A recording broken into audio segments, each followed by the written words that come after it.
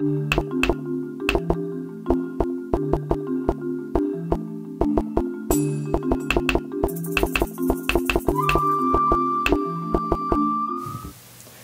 everybody on YouTube, wanted to get a video out there on one of my chess games. I eventually want to start putting out some instructional videos, some tutorials, different types of openings, what's worked for me and what hasn't, and get feedback on that.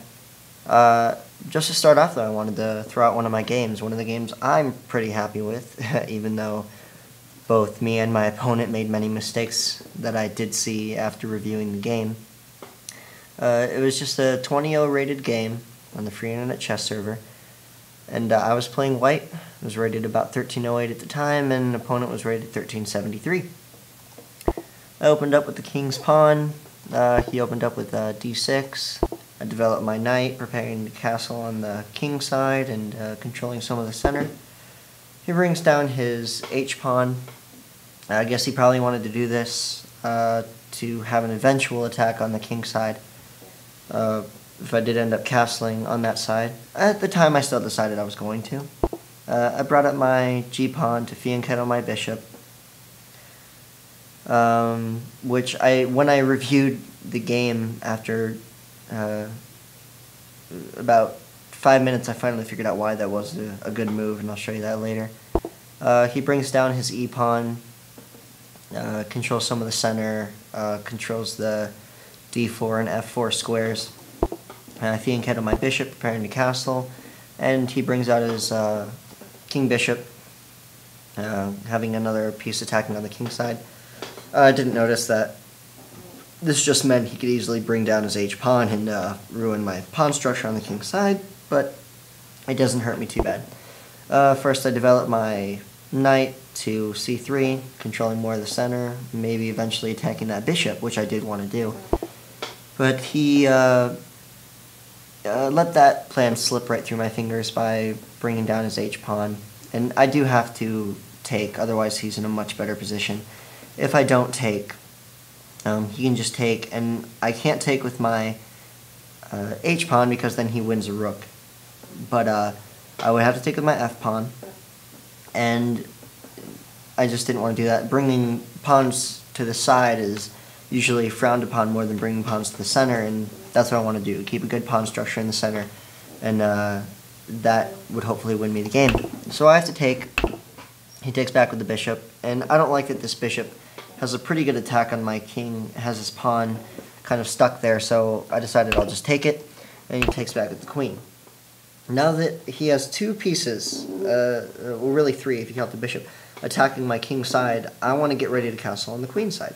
Because some of the greatest players say all good players castle, and it seems like all good players do, in fact, castle. So I open up my bishop by moving my d-pawn up to d3, and he brings his queen all the way back to its original position, which I did not get at the time. It was actually in a pretty good position, didn't have anyone that was going to attack it immediately. So I bring out my bishop. Bringing my bishop to d2 just did not give it much room to attack anything. And on f4, g5, or h6, it had an attacker. So I did that. He brings out his knight.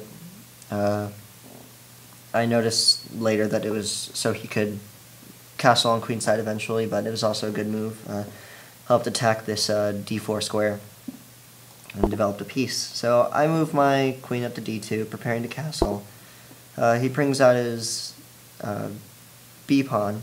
I thought at the time it was so he could fianchetto his bishop. He does not do that. So I castle, and he brings out his bishop to e6.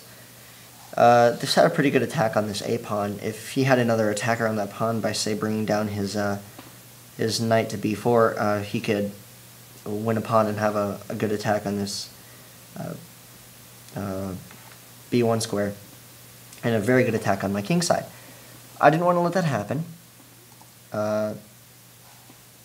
So what I did do was I brought my rook down. I was getting a good attack on his king. He brings down his queen to to e7, preparing to castle. I bring up this b pawn, and this is so that he couldn't eventually use his pieces to attack this a pawn. Maybe double up his queen and bishop.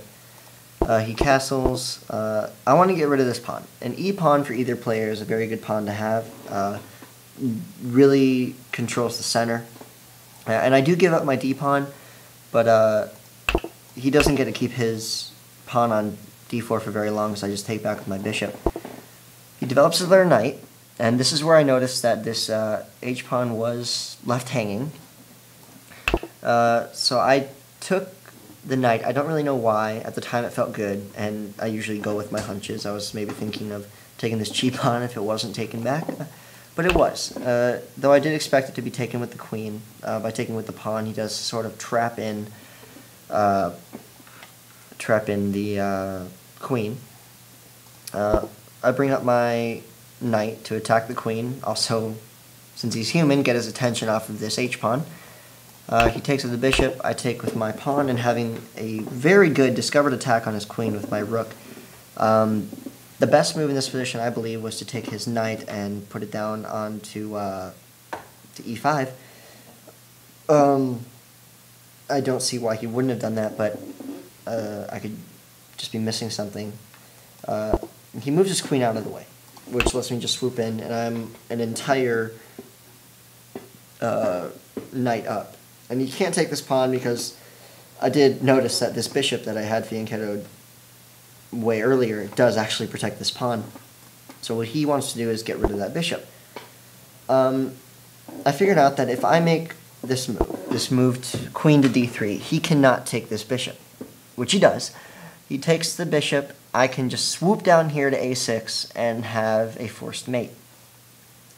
The best move when I did plug this into my computer was not bringing down, or when I was in this position, was actually moving this rook over to e8.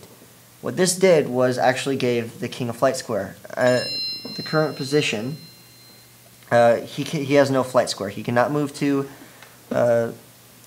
over here to d7 because it's protected by the pawn. I decide to give up my bishop. He takes, and I have a very simple mate.